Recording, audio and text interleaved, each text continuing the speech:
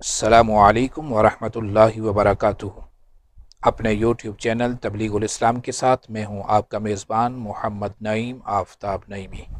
آج نماز جنازہ کا مسنون طریقہ بیان کیا جائے گا۔ نماز جنازہ کیسے ادا کی جائے؟ بعض لوگوں کو نماز جنازہ ٹھیک سے ادا کرنا نہیں آتا اور ٹھیک سے نماز جنازہ کا طریقہ معلوم نہیں ہوتا، جس کی وجہ سے نماز جنازہ بھی درست طریقے کے ساتھ ادا نہیں کر سکتی۔ تو نماز جنازہ ادا کرنے کا طریقہ کیا ہے؟ سب سے پہلے نماز جنازہ کی نیت سماعت فرمائیں۔ نیت کیا کرنی ہے؟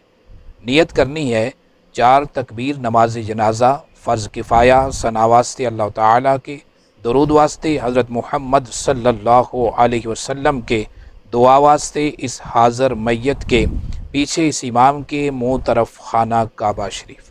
یہ نیت کرنی ہے۔ نیت کرنے کے بعد پہلی تکبیر جب ہوگی، امام کہے گا اللہ اکبر، تو اپنے ہاتھوں کو اٹھائیں اللہ اکبر کہتے ہوئے اور کانوں تک ہاتھ اٹھائیں، اور پھر اپنے ہاتھوں کو باندھ لیں اپنی ناف کے نیچے۔ اور ہاتھ باندھنے کا طریقہ یہ ہے، چھوٹی انگلی اور انگوٹھے کے ساتھ اپنی بائیں کلائی کو جوڑ سے پکڑیں اور 3 انگلیاں اپنی کلائی پہ سیدھی رکھیں اور ناف کے نیچے اپنے ہاتھ باندھ لیں۔ اس کے بعد ثنا پڑھیں، سبحانک اللہم وبحمدک وتبارک اسمک وتعالی جدک وجل ثناؤک ولا الہ غیرک۔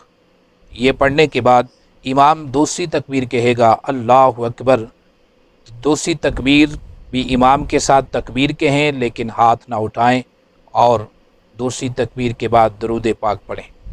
درود ابراہیمی پڑھ لیں جو نماز میں ہم پڑھتے ہیں، اللہم صلی علی محمد وعلی آل محمد کما صلیت علی ابراہیم وعلی آل ابراہیم انک حمید مجید، اللہم بارک علی محمد وعلی آل محمد کما بارکت علی ابراہیم وعلی آل ابراہیم انک حمید مجید۔ یہ درود پاک پڑھ لیں دوسری تکبیر کے بعد۔ پھر تیسری تکبیر جب امام کہے اللہ اکبر، تو تکبیر امام کے ساتھ کہنے کے بعد آپ تیسری تکبیر کے بعد نماز جنازہ کی دعا پڑھیں۔ اگر بالغ مرد اور عورت ہے تو اس کے لیے دعا ہوگی اللہم اغفر لی حینا و میتنا و شاہدنا و غائبنا و صغیرنا و کبیرنا و ذکرنا و انسانا، اللہم من احییتہ منا فاحیہ علی الاسلام ومن توفیتہ منا فتوفہ علی الایمان۔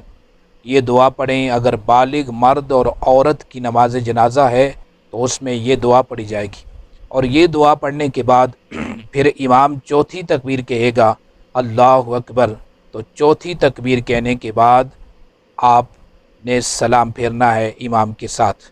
امام دائیں طرف سلام پھیرے گا تو امام کے ساتھ دائیں طرف سلام پھیریں، اور اسی طرح بائیں طرف سلام پھیرے گا امام تو اس کے ساتھ بائیں طرف سلام پھیریں۔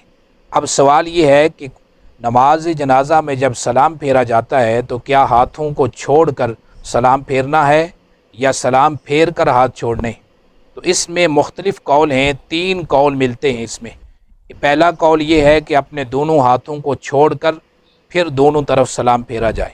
دوسرا قول یہ ہے کہ جب دائیں طرف سلام پھیریں تو دایاں ہاتھ نیچے چھوڑ دیں، اور جب بائیں طرف سلام پھیریں تو بایاں ہاتھ نیچے چھوڑ دیں۔ اور تیسرا قول یہ ملتا ہے کہ دونوں طرف سلام پھیرنے کے بعد اپنے دونوں ہاتھوں کو نیچے چھوڑیں۔ تینوں طریقوں میں سے جس طریقے پہ بھی آپ نے عمل کیا درست ہے، نماز جنازہ ادا ہو جائے گی، لیکن بہتر طریقہ یہ ہے کہ اپنے دونوں ہاتھوں کو چھوڑ کر پھر سلام پھیر دیں دائیں طرف اور بائیں طرف۔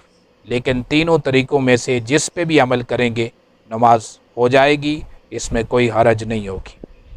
یہ نماز جنازہ کا مختصر طریقہ تھا جو آپ نے سماعت فرمایا۔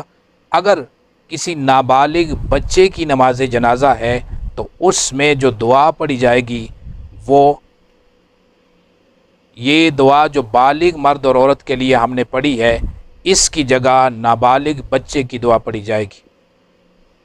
اور اگر نابالغ بچی کی نماز جنازہ ہے تو پھر نابالغ بچی کے لیے جو دعا ہے وہ دعا پڑھی جائے گی، اور نابالغ بچے کی نماز جنازہ ہے تو پھر دعا پڑھیں گے اللہم اجعلہ لنا فرطا واجعلہ لنا اجرا وذخرا واجعلہ لنا شافعا ومشفعا۔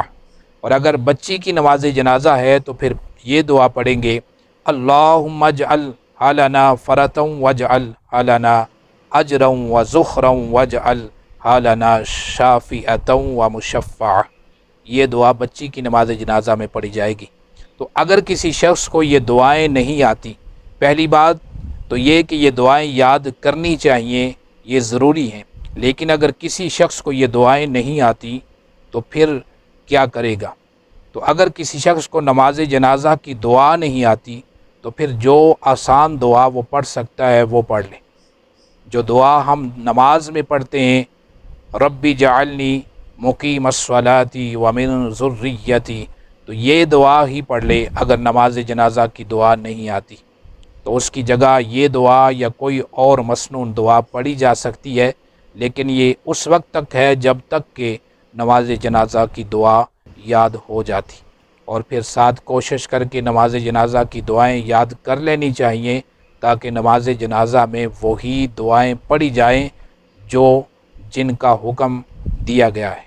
تو اللہ تعالیٰ سے دعا ہے پروردگار ہم سب کو دینی مسائل سیکھنے سمجھنے کی توفیق عطا فرمائے۔